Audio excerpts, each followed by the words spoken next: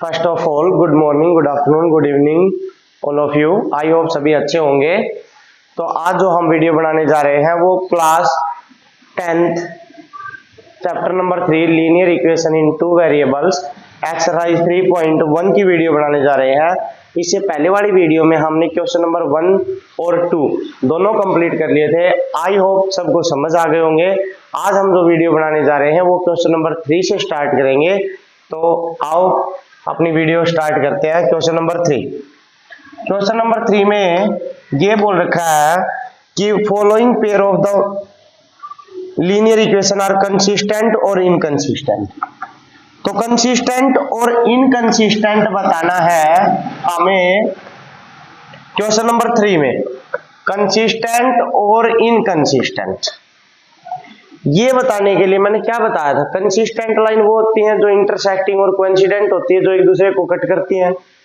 Inconsistent वो होती है जो कट नहीं करती, मतलब पैरेलल लाइन, वो इनकंसिस्टेंट होती हैं। तो हमें रेशियो ही फाइंड आउट करना है, जैसे इंटरसेक्टिंग, कोइंसिडेंट और पैरेलल लाइन का क्या था, वो लाइन से हमें पता चल जाएगा कि कंसिस्टेंट है या इनकंसिस्टेंट। तो देखो पहले इस 5 को इस साइड लेके आ जाओ। 3x + 2y - 5 = 0। ये आ जाएगा 2x - 3y - 7 = 0। ये देखो ये है a1, ये b1, ये c1, ये a2, ये b2, ये c2। पहले वाली वीडियो में बताया था ना, a1 a2 और b1 b2 और c1 c2 क्या है, उनका रेशियो निकाल दो। देखो इस a1 अपने पास है तो 3 के अपोन में लिख दो 2, b1 2 है, b2 अपने पास -3 है, c1 अपने पास -5 है और c2 अपने पास -7 है। देखो 3/2 माइनस के 2/3 के इक्वल है, ये दोनों इक्वल नहीं है और ये दोनों इक्वल नहीं है तो क्या कहेंगे, जब अपने पास a1 अपॉन a2 इक्वल नहीं हो b1 अपॉन b2 के, कौन सी लाइंस होती हैं, इंटरसेक्टिंग लाइन। और इंटरसेक्टिंग लाइन मैंने क्या बताया था, क्या होती है, कंसिस्टेंट। क्या होती है, कंसिस्टेंट होती है भाई। तो आपका ये था फर्स्ट पार्ट, ये फर्स्ट पार्ट आपका कंसिस्टेंट है। सेकंड पार्ट देखो,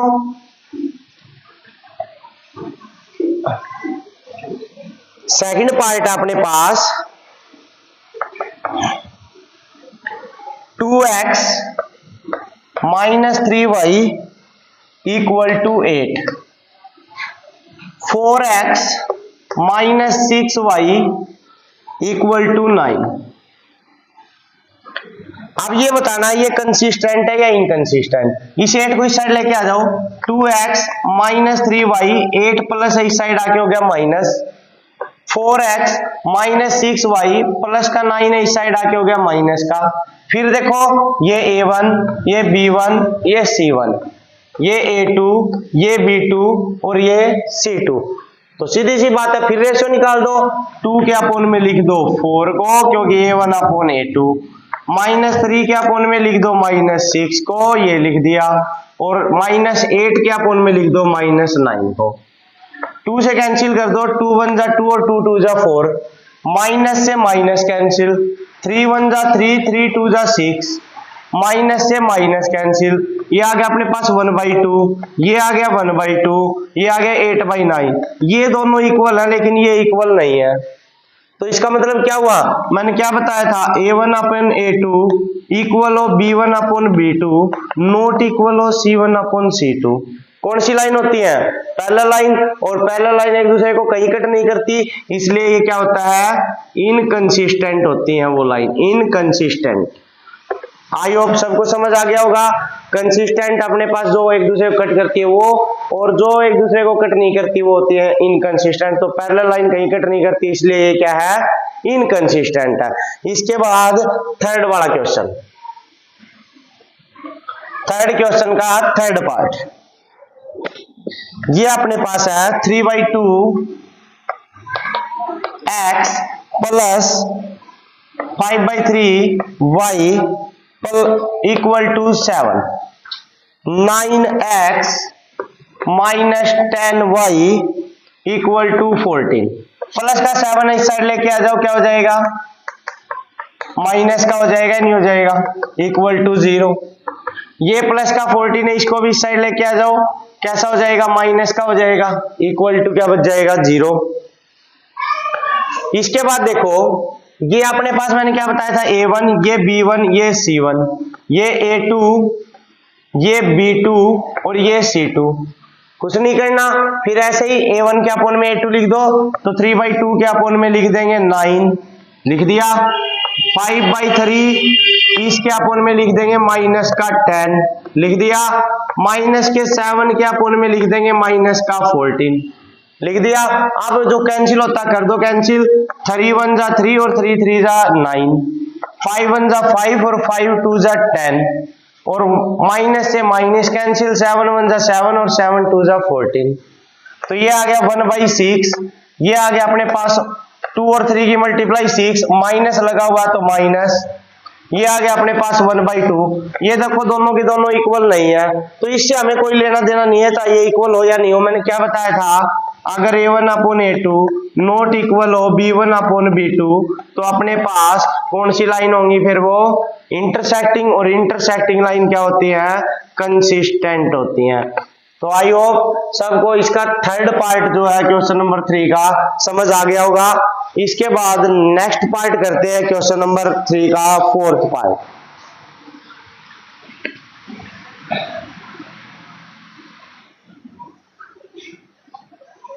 फोर्थ पार्ट आप खुद करके देखोगे, बहुत ही सिंपल है, आप आराम से कर पाओगे। इसके बाद मैं नेक्स्ट पार्ट करवाता हूं, क्वेश्चन नंबर 3 का फिफ्थ पार्ट जो है अपने पास, वो देख लो। वो है 4/3x 2y equal to 8, 2x 3y equal to 12। ये देखो प्लस है, इसको इस साइड लेके आ जाओ, क्या हो जाएगा अपने पास, माइनस का हो जाएगा या नहीं हो जाएगा, इक्वल टू क्या बच गया, 0। ये 2x प्लस 3y, इसको भी इस साइड लेके आ जाओ, इक्वल टू क्या बचेगा, 0 बचेगा। अब फिर वही, ये A1, ये B1, ये C1, ये A2, ये B2, ये C2। तो सीधी सी बात है, हमें तो रेशियो निकालना है। A1 के अपोन में A2 लिखेंगे तो 4/3 के अपोन में लिख देंगे 2, B1 के अपोन में B2 लिखेंगे तो 2 के अपोन में लिख देंगे 3, C1 के अपोन में C2 लिखेंगे -8 के अपोन में लिख देंगे -12। माइनस से माइनस कैंसिल, 2 2 जा 4, 4 2 जा 8 और 4 3 जा अपने पास 12, तो हो गया 2/3, 2/3, 2/3। और आपको पता है अगर अपने पास A1 upon A2, B1 upon B2, C1 upon C2 तीनों इक्वल आए, तो वो लाइंस होते हैं अपने पास कोइंसिडेंट लाइन, और कोइंसिडेंट लाइन क्या होती है अपने पास, कंसिस्टेंट होती है। भाई कोई डाउट है, आई होप सबको समझ आ गया होगा। नेक्स्ट करते हैं हम क्वेश्चन नंबर 4। अब देखो 3 वाला क्वेश्चन हो गया कंप्लीट, क्वेश्चन नंबर 4 स्टार्ट करते हैं। क्वेश्चन नंबर 4 में देखो क्या बता रहा है, ये बोल रखा है which of the following pair of linear equations are consistent and inconsistent. कौन सा वाला कंसिस्टेंट है और कौन सा इनकंसिस्टेंट है। If consistent obtain the solution graphically. ये बोल रखा है अगर वो कंसिस्टेंट है तो उसका ग्राफ के द्वारा सॉल्यूशन बताना है। तो पहले पार्ट में देखो क्वेश्चन नंबर 4 के फर्स्ट पार्ट में ये है अपने पास x plus Y equal to 5, दूसरी इक्वेशन है 2x plus 2y equal to 10। अब देखो 5 को इस साइड लेके आ जाओ, x प्लस 5 इक्वल -5 और इक्वल टू 0। इसको भी इस साइड लेके आ जाओ, 2x plus 2y minus 10 equal to 0। पहले तो ये पता करना है कंसिस्टेंट है या इनकंसिस्टेंट, तो उसके लिए रेशियो निकालेंगे। आपको पता है रेशियो निकालने के लिए इसके x के आगे क्या है 1, y के आगे भी क्या है 1, तो ये हो गया A1, ये B1, ये C1, ये A2, ये B2, ये C2। रेशियो निकालेंगे A1 के अपोन में A2 तो 1 के अपोन में लिख दो 2, B1 के अपोन में B2 तो फिर 1 के अपोन में 2, C1 के अपोन में C2 तो -5 के अपोन में -10। माइनस से माइनस कैंसिल, 5 1 जा 5, 5 2 जा 10। ये आ गया 1/2, 1/2 और 1/2। और अभी बताया था अगर अपने पास तीनों रेशियो इक्वल आ जाते हैं तो वो होती है कोइंसिडेंट लाइन, और कोइंसिडेंट लाइन अपने पास क्या होती है, कंसिस्टेंट होती है। क्या होती है, कंसिस्टेंट, कंसिस्टेंट होती है।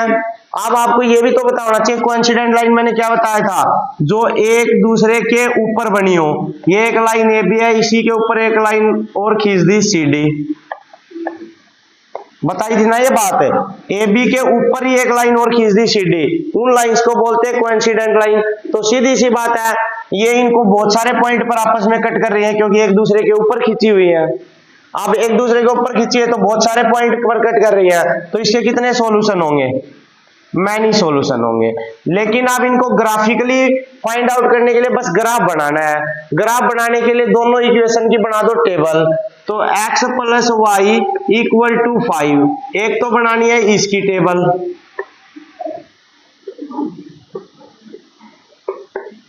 और एक अपने पास है 2x plus 2y equal to 10, एक बनानी है इसकी टेबल। आप देखो सबसे पहले हम x की जगह पर 0 पुट कर देते हैं, y की वैल्यू क्या आ जाएगी भाई, पुट करो 0 प्लस वाई इक्वल टू 5, तो 0 को ऐड करेंगे तो y रहेगा y इक्वल टू 5, तो y की वैल्यू आ गई 5। एक बार y की जगह 0 पुट कर देते हैं तो हो जाएगा x प्लस 0 इक्वल टू 5। अब x की वैल्यू कितनी आ जाएगी 5, तो यहां लिख दो 5। ऐसे यहां पर एक बार x की जगह 0 पुट कर दो, x की जगह 0 पुट करोगे तो हो जाएगा 2 इंटू 0 प्लस में 2y इक्वल टू हो गया 10, 0 की 2 के साथ मल्टीप्लाई 0, ये बन गया अपने पास 2y इक्वल टू 10, 2 से कैंसिल कर दो आ गया 5, तो y इक्वल टू 5, तो y की वैल्यू आ गई 5। ऐसे ही एक बार y की जगह 0 पुट कर दो, करो यहां पर 0 पुट, ये क्या बनेगा 2x plus 2 into 0 equal to 10, 0 की 2 के साथ मल्टीप्लाई कराएंगे तो 0, क्या बच गया 2x इक्वल टू 10, 2 से कैंसिल कर दो, x की वैल्यू कितनी आ जाएगी अपने पास 5, तो यहां लिख देंगे 5। ग्राफ बना दो, x एक्सिस और y एक्सिस 1 2 3 4 5,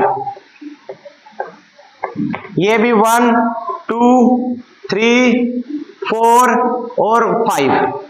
आप देखो x0 y5, तो ये बना दिया आपने पॉइंट, y0 x5, तो y की वैल्यू 0 तो x के ऊपर 5 है, ये पॉइंट बना दो, लाइन बना दो एक,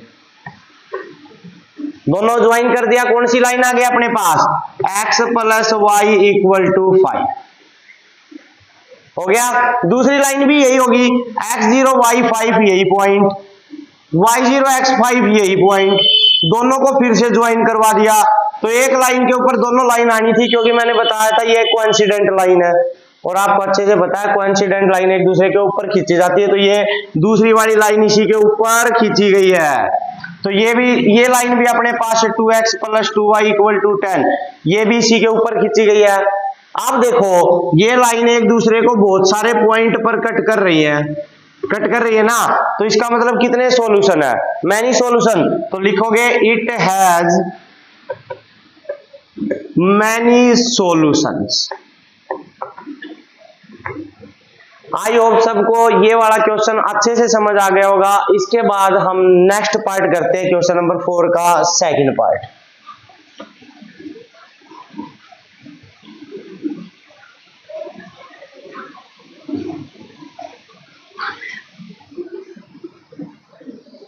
तो सेकंड पार्ट में क्या बोल रहा है, देखो क्वेश्चन नंबर 4 का सेकंड पार्ट, ये है अपने पास x minus Y equal to 8, 3x minus 3y equal to 16। देखो ध्यान से, इस 8 को इस साइड लेके आ जाओ। पहले तो हमें ये पता करना है कि ये कंसिस्टेंट है या नहीं है। इनकंसिस्टेंट होगा तो उसका सॉल्यूशन नहीं करना, उसका ग्राफ नहीं बनाना। कंसिस्टेंट है तो ही ग्राफ बनाना है। तो इन दोनों, इसको भी साइड लेके आ जाओ, 3x minus 3y minus 16 equal to 0।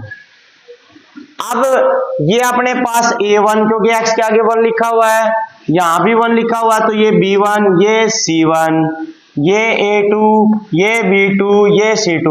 आपको पता ना x का कोफिशिएंट A1, y का कोफिशिएंट फर्स्ट इक्वेशन में B1 और फिर बच गया C1। ऐसे ही सेकंड इक्वेशन में x का कोफिशिएंट A2, y का कोफिशिएंट B2 और जो कांस्टेंट बच गया वो C2।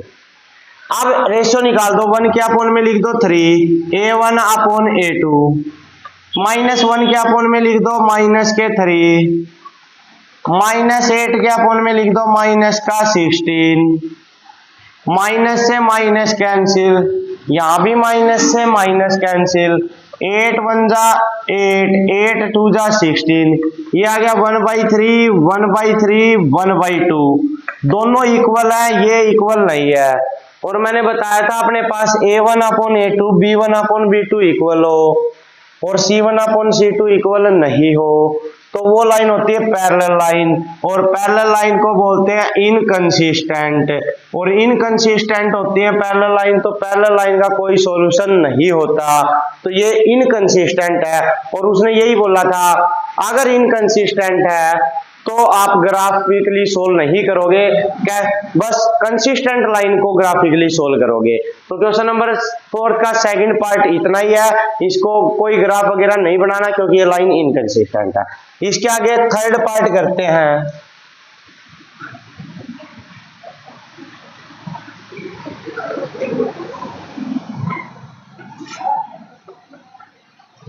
थर्ड पार्ट है अपने पास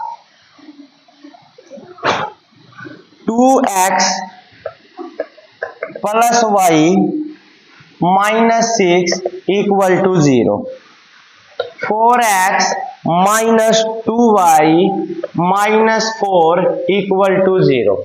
देखो यहाँ पर x का कोफिशिएंट ये है तो ये A1, y का कोफिशिएंट क्या है 1 है तो B1, ये C1, ये A2, ये B2 और ये C2। जो वेरिएबल के आगे लिखे रहते हैं कांस्टेंट उनको हम बोलते हैं कोफिशिएंट। अब A1 के अपोन में A2 लिख दो, 2 के अपोन में लिखो 4, B1 के अपोन में B2, 1 के अपोन में -2, C1 के अपोन में C2, -6 के अपोन में -4, 2 1 जा 2, 2 2 जा 4, तो ये आ गया 1/2, ये माइनस का 1/2 है, माइनस से माइनस, 2 3 जा 6, 2 2 जा 4, ये आ गया 3/2। ये देखो ये इसके इक्वल नहीं है, और इक्वल नहीं है तो कौन सी लाइन होगी, इसका हमें मैंने बताया था अगर ये आपस में इक्वल नहीं हो, A1 अपॉन A2 इक्वल नहीं हो B1 अपॉन B2 के, तो मैंने बताया था ये आपको देखने की जरूरत नहीं है ये इक्वल हो या न हो। उन लाइंस को हम बोलते हैं इंटरसेक्टिंग लाइन, और इंटरसेक्टिंग लाइन क्या होती है अपने पास, कंसिस्टेंट होती हैं। क्या होती हैं, कंसिस्टेंट।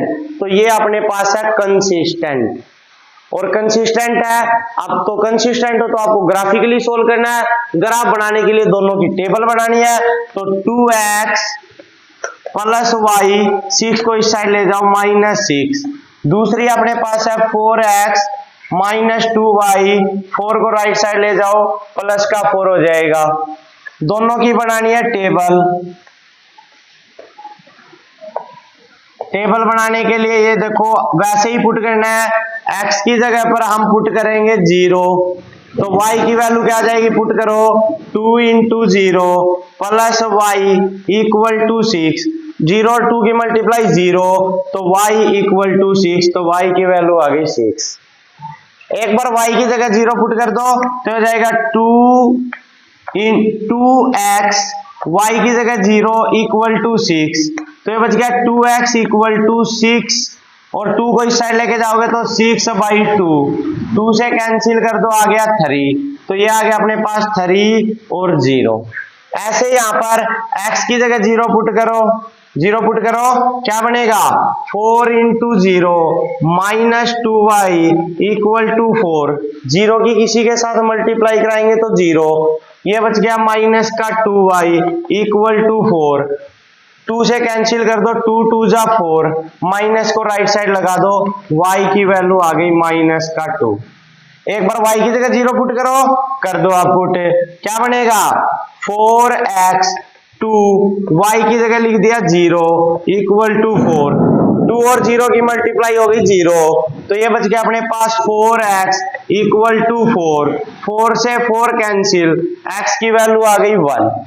देखो दोनों की टेबल तैयार है, तो ग्राफ भी तैयार कर देंगे। ग्राफ तैयार करने के लिए x एक्सिस और y एक्सिस दोनों एक्सिस ड्रॉ कर दो। अब देखो अपने पास बड़ा नंबर है 6, तो 6 तक आपको कट करने हैं इक्वल कट, 1 2 3 4 5 6, 1 2 3 4 5 6,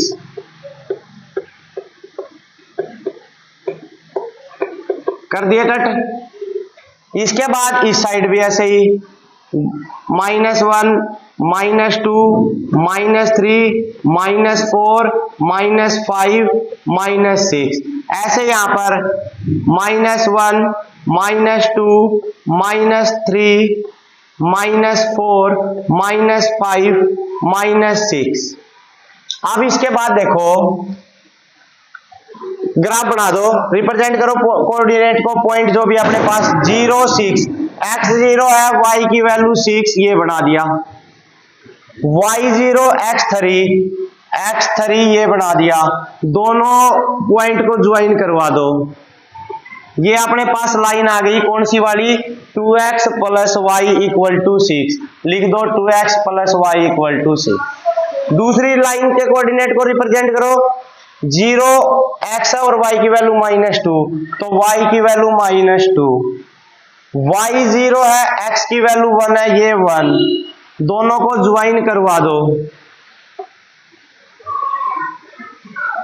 अब ज्वाइन करवा दिया, ये लाइन आ गई अपने पास कौन सी वाली आ गई, 2, ये वाली लाइन आ गई 4x -2y इक्वल टू 4, ये वाली लाइन आ गई। दोनों लाइन कहां पर कट कर रही है, कट कर रही है ना एक पॉइंट पर, क्योंकि इंटरसेक्टिंग लाइन एक ही पॉइंट पे कट करती है, उसका एक ही सॉल्यूशन होता है। तो आप देखोगे कट कहां कर रही है, 2 और 2, x कोऑर्डिनेट भी 2, y कोऑर्डिनेट भी 2 है, तो ये कट कर रही है 2 2 पर। तो अपने पास जो सॉल्यूशन होगा वो होगा 2 2, मतलब x की वैल्यू भी 2, y की वैल्यू भी 2। आई होप आपको क्वेश्चन नंबर 4 का थर्ड पार्ट अच्छे से समझ आ गया होगा। इसके बाद करते हैं हम क्वेश्चन नंबर 4 का नेक्स्ट पार्ट।